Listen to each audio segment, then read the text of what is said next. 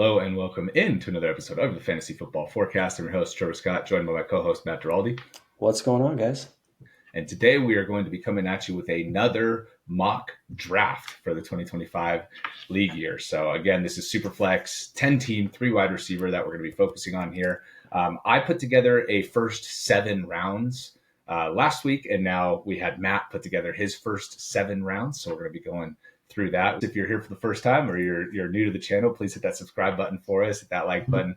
Helps us out a lot as a smaller channel, a newer channel. And, we're looking forward to continuing to roll through this offseason all the way into next year. So we'll be coming at you with some rookie information, some NFL draft discussion on the rookies, where we think they're going to get picked. We have our resident college football expert, Kenny Jackson, that'll be joining us from time to time as well. So you don't want to miss his insight. He's very, very well versed on college football. So we're looking forward to continuing to keep this thing rolling through the offseason.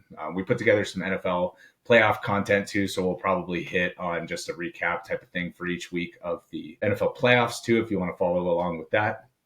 And if you have any suggestions for what you want to hear, any player breakdowns, any discussion points, leave them in the comments. If you want to see a specific build, like hero RB, robust RB, zero QB, like we're happy to build those out. And as we get closer to the season, obviously our mock drafts will evolve a little bit, where hopefully Sleeper will put in their updated rankings here shortly, because it is still last year's rankings that we're dealing with, which is why we're just kind of building it out to start. But hopefully, we'll be able to pick from different locations, different builds, and discuss through it as we draft these teams. So we'll get to that as the season moves on.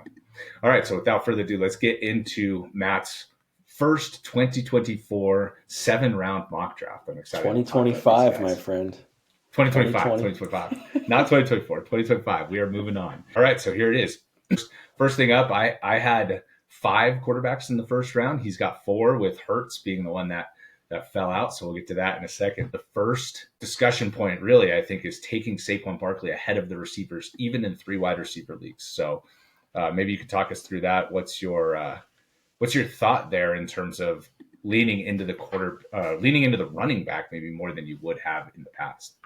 Yeah, I kind of had to talk myself into this one a bit. I like to push up wide receiver even in 2 wide receiver formats. So this is a little bit new and different for me, but looking at the week 1 through 17 stats for Saquon, obviously he sat out week 18. I mean, he averaged 21.1 half PPR points per game, which is just absolutely insane. And the positional advantage was crazy too, right? Like if you look at Henry and Gibbs, they were 2.5 points lower on average per game. Again, removing that week 18 monster performance from Gibbs.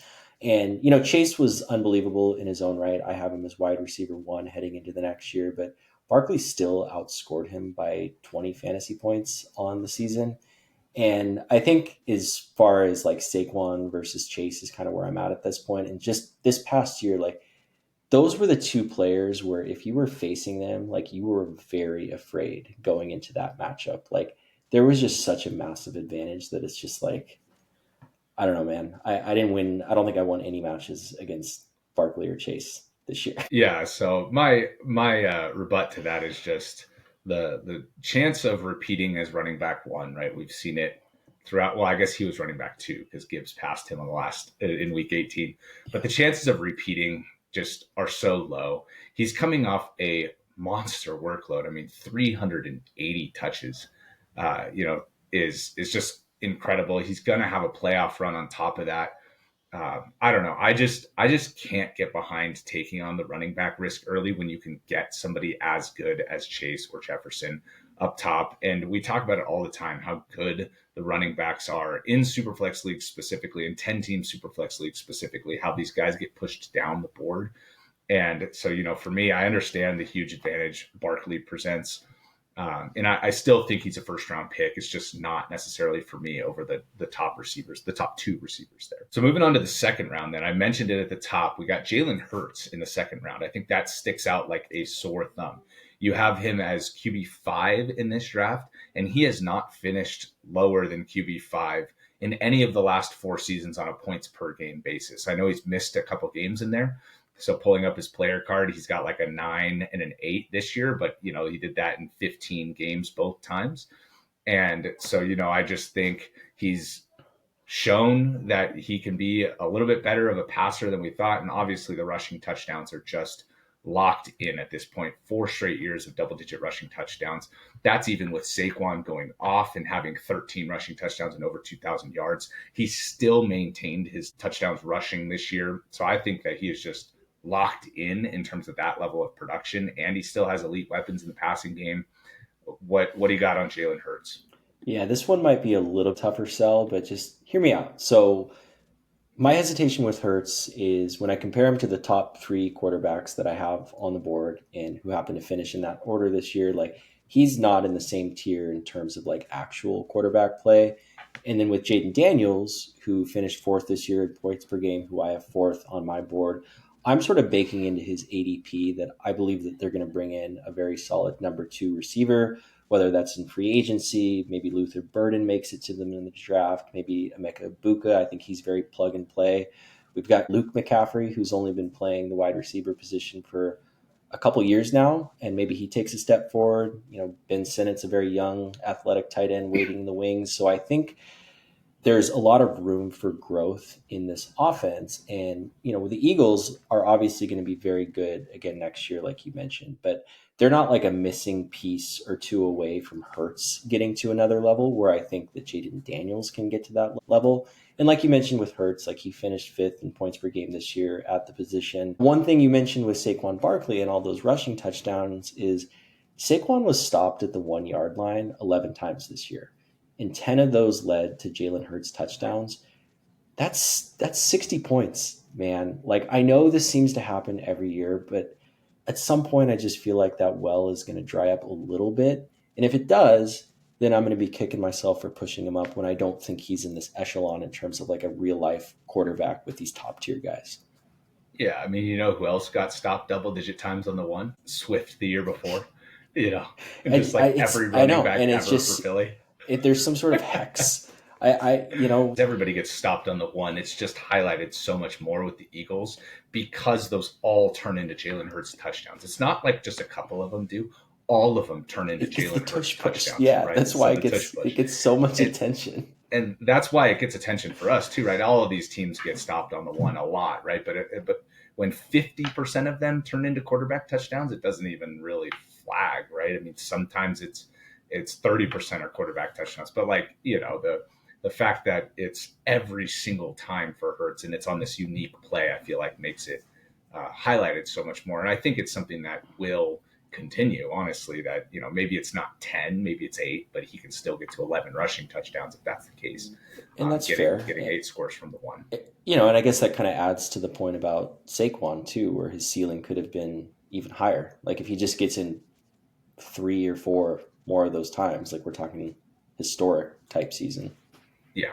Oh yeah. No, Saquon was just insane. And the fact that it could have been so much bigger of a year is honestly wild to think about. So maybe that's another point as to why to push him up the board even further going into this year. All right. So going down to the 3rd round, and yeah, we're going to skip a lot of really good players there in the 2nd round, but we'll obviously be talking about them a lot over the offseason. I did want to talk about Amon-Ra St. Brown making it down into the 2nd round. Obviously, the 2nd-year receivers, Neighbors, and Thomas, just unbelievable players and probably good values there. But we're going to move into the 3rd round here. And my comment here was maybe this is the year to wait on wide receiver. So, right, I just kind of hated on your Barkley over Chase and Jefferson, but you look into the 3rd round and it's Tyreek Hill and Garrett Wilson. And it's like, wait a second. That was a 1st and an early 2nd round pick last year, even in our league in Superflex. Like now they're going to be going in the 3rd round, 1 year removed from major expectations. Like Adams and Rodgers might be gone. The quarterback situation might be fixed. Not fixed, but fixed in a way that Wilson is back to being the top target and can be a little bit more explosive than he was in the 2nd half of the year. And Tyreek Hill obviously has all the upside in the world. Maybe he gets traded, or maybe he sticks and just Tua stays healthy all year and he's right back to being that top end weapon. So what are your thoughts on the 3rd round wide receiver? Is this level of player showing up here going to kind of influence your earlier picks in terms of how you can structure your team? Yeah, I think at a very high level, I think we might see more of a shift back to more running backs early, even in 3 wide receiver leagues. And I think a lot of it had to do, in best ball leagues, it was kind of getting out of hand with these like second round wide receivers like Waddle, Olave, Ayuk, Debo. They were all gone by the second round. And I think in a lot of like competitive redraft leagues kind of followed this trend. Like in our league, I mean, I took Olave around before I got Derrick Henry. And with these guys specifically, I think it was more so they're tough to rank, right? Like Tyreek Hill, we don't know if he's going to be there. I don't necessarily think he's being fair to the situation. Like they almost made the playoffs and Tua missed 5 games. I'm assuming that 6. Rodgers 6 games. There you go. And I assume Rodgers and Adams are gone, but like who's going to be the Jets QB? Like we've seen Wilson over his first 2 years with like monstrous volume, just like not perform. Obviously, that QB play was like historically bad with Zach Wilson, and I don't think it's going to go back to being that. But I definitely want to see who comes in before I get too carried away with Garrett Wilson. And I love Garrett Wilson.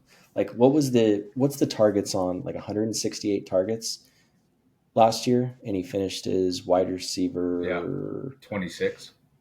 Yeah, I mean, Yeah, it was just so many targets, and it was like he was kind of limping along at the end of the year, where it was like he took this major dip in value after Rodgers got hurt. Obviously, it was down, getting ranked in the 25 range on a weekly basis, and then it was like, wait a second, he's getting hit with 15 targets a game, towards week 8 on, and it's like maybe we should, take his 9 for 90 and a touchdown every third game type of thing towards the end of the year. A little more seriously, but I mean, it's not like he had a crazy difference in year other than just a few more touchdowns, and he went up to PPR 10, in half PPR he was 15. So I mean, if the quarterback play is different, I mean, it's not like Rodgers was great this year, right? I mean, he had a couple good games, and he kind of hit his stride almost more when he started heavily peppering Adams after their bye week, right after week 12 was kind of when Adams really took a major step forward in terms of production, and that's kind of when Rodgers started playing better, not necessarily even tied to Garrett Wilson. So I think it'll be interesting to see how that quarterback situation plays out with the Jets, because if they do get somebody somewhat decent that can facilitate Wilson getting the ball, and Adams is gone, I think he could go right back into that top 8-ish conversation. He did finish 10 even in this great landscape of wide receivers this year. So, I could see him getting pushed back over London, maybe AJ Brown, maybe the second year guys. I don't know, somewhere in that range, basically a half round to a round earlier. All right. So going down to round 4 now. So the thing that stuck out to me the most is even in Superflex, we've only got 11 quarterbacks off the board through 4 rounds. Now, last year, it was like 11 quarterbacks was kind of the first tier, and they all went off in the first 3 rounds. And then we had a little bit of a lull. But, I almost think, pushing up quarterbacks, seeing how valuable quarterbacks were this year, that we, through the end of the 4th round, that I would expect to see a few more at least, maybe 13, 14, 15 quarterbacks off the board through 4 rounds. And, we only even get into a couple more through 6 rounds. So I think this highlights kind of how you like to draft, how it's like, you're sitting and waiting at quarterback. That's kind of going to be the theme through the rest of this draft. What do you think about the fact that you're leaving out so many of these possible quarterback plays right through the first 4 rounds?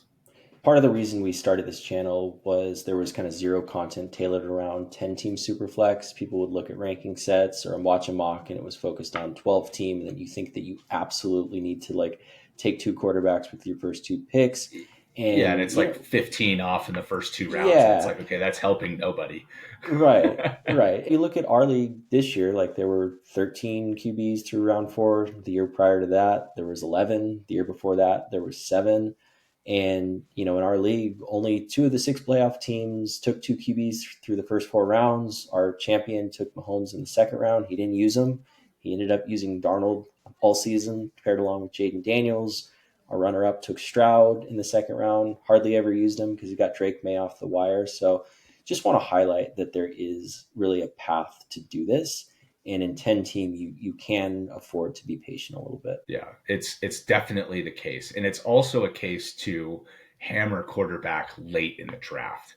I know, especially if you wait, right? If you get one guy and then you get 3 quarterbacks kind of from that muck at the end of your draft, and you just figure out that second quarterback spot, I think that's definitely the way to try and go. Hero quarterback is just so much more valuable because you can hit. And the chances that you do hit are pretty high, especially if you have multiple lottery tickets. If you had taken Bo Nix at the end of your draft, Sam Darnold at the end of your draft, and Geno Smith at the end of your draft, you would have ended up with starting quarterbacks everywhere, basically, in that case, right? You take Drake May, who's a rookie, wasn't necessarily going to start. You take Baker Mayfield, who was coming off a good season, just take a shot on him. Like, there was just so many guys that were late that were worth taking, which is why I thought it was interesting too to see how many teams you doubled up with early too, right? You had Daniels and Hurts, you've got Purdy and Love, you got Mahomes and Herbert. Obviously not our preferred draft strategy. Maybe Daniels and Hurts is worth it, just because they're so. I feel like they're just in that upper tier of quarterbacks, but the rest of these guys, there's no way, in my opinion, that I'm looking to do Purdy and Love. Like, I'm just not interested in that.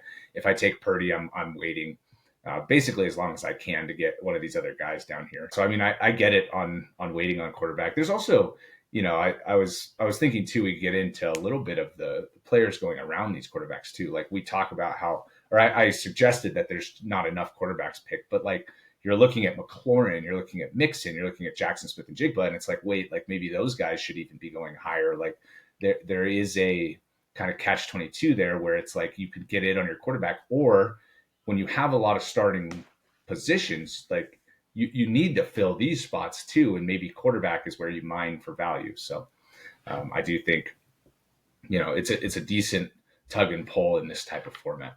Yeah.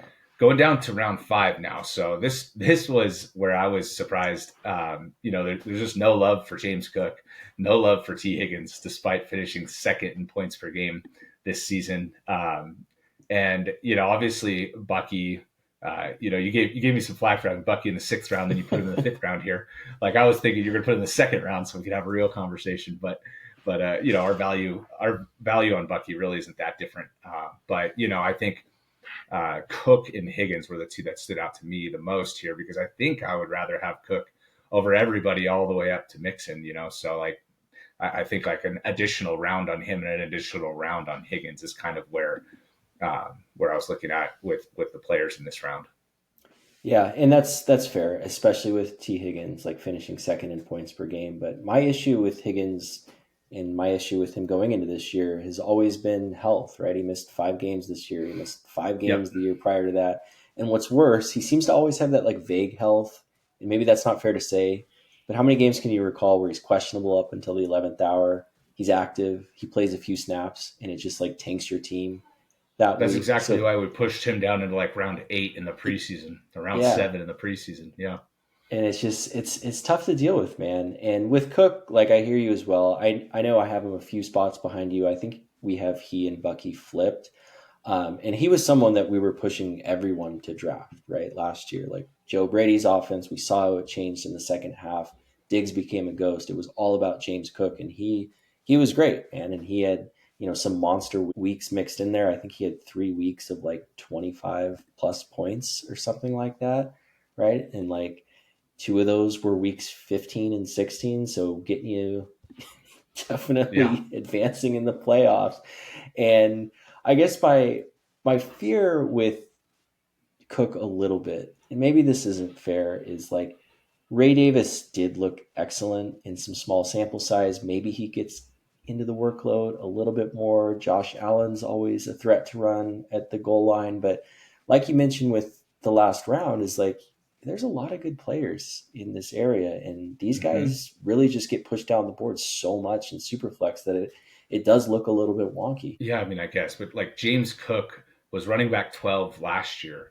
And then he follows it up and is running back 8 this year and scores 18 touchdowns. Right? He did it on 6 touchdowns, and then he did it on 18 touchdowns. And I don't know, seeing the touchdown upside manifest in a way that I never thought it would just feels like to me that he's got this floor now that is hard to ignore. It just is like, if he's going to be a double-digit touchdown scorer, I just can't imagine in an awesome offense where they want to run the ball. If Joe Brady is back, especially, I just can't imagine he gets out of the 4th round with Cook. I mean, he's going to get pushed up, I think, throughout the process. And I hope he does for you too, because this is way too low for Cook. With Higgins, whatever. I mean, I guess I'm falling back in love with Higgins in a way that I shouldn't, because he's just he should be my do not draft guy. It's just every year it's like he's gonna get hurt or he's gonna disappoint. And like every year I'm just like, nah, dude, T Higgins, is this gonna be his year where it's all put together? But Oh man. the other thing with Higgins is if he leaves and he goes and is the number one on an offense somewhere, right? If New England signs him, for example, I'm going to be even that much more in on Higgins. Yeah. I just think, if he goes in as the number one for Drake May, it's just hard to imagine that he's not going to do well.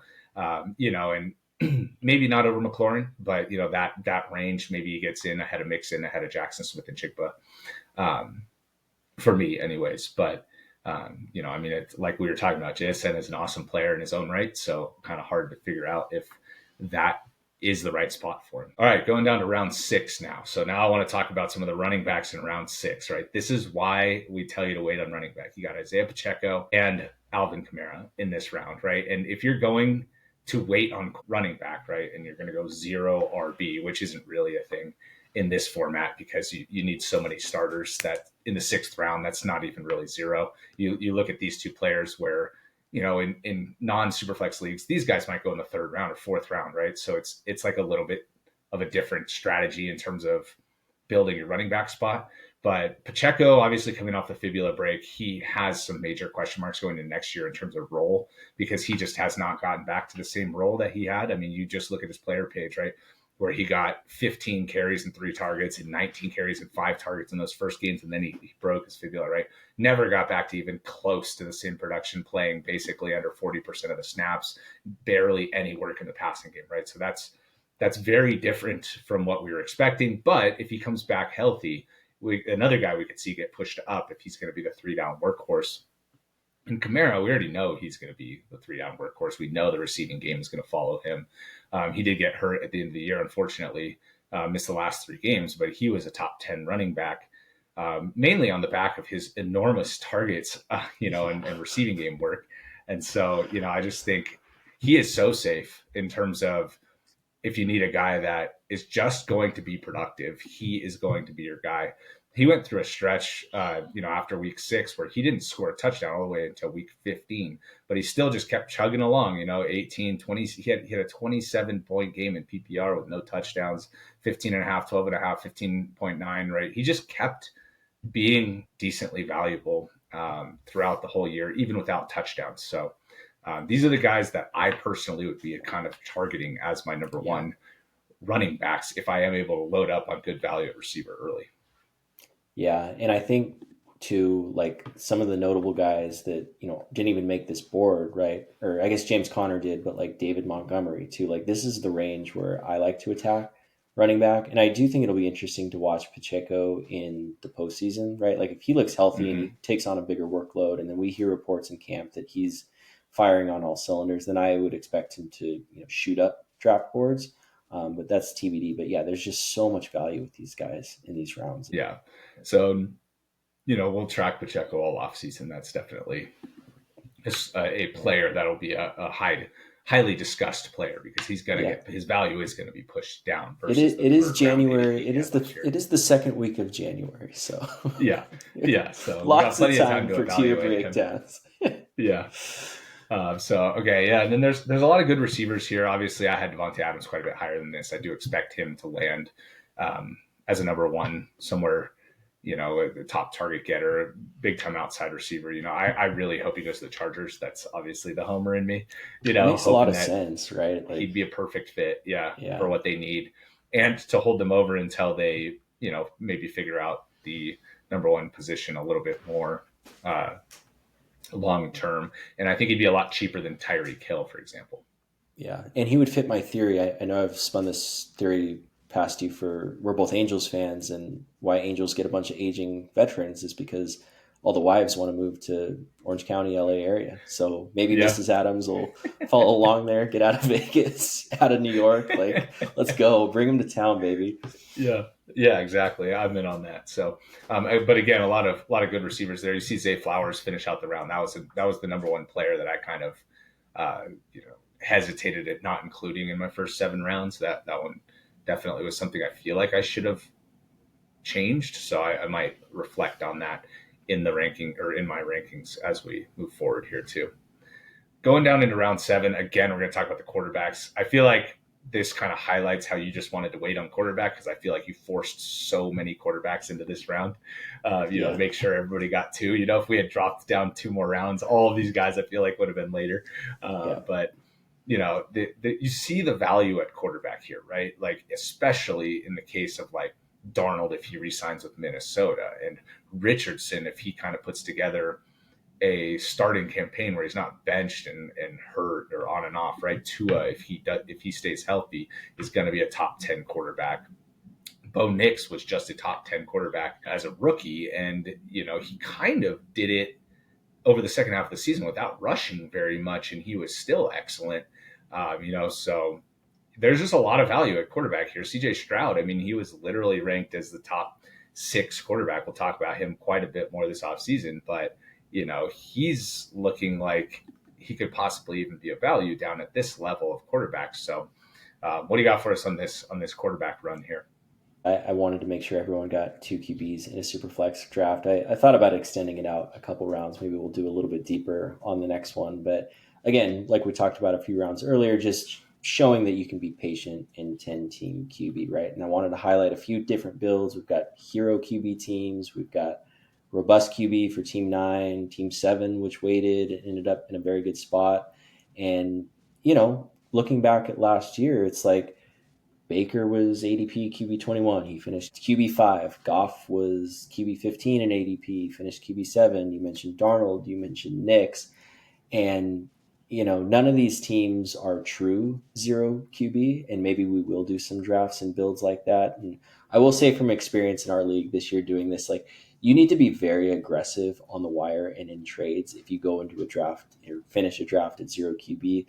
Like, I missed out on Bo Nix on the wire, Caleb Williams on the wire, Drake May on the wire, and while I was loaded at other positions, like, the QB carousel of guys in the 15 to 30 range when you're heading into the playoffs is just not a recipe for success. So it can work. There is a blueprint.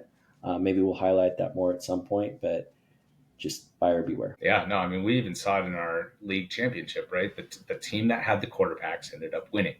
And so, it's this interesting thing where, especially when these guys come available on the waiver wire in season, it's so important to have your fab ready to strike on these guys in Superflex. That's also why I like fab so much more for Superflex leagues, because fab with spending 30% on Carson Steele, it's like, okay, well, guys don't really come available that often, so whatever.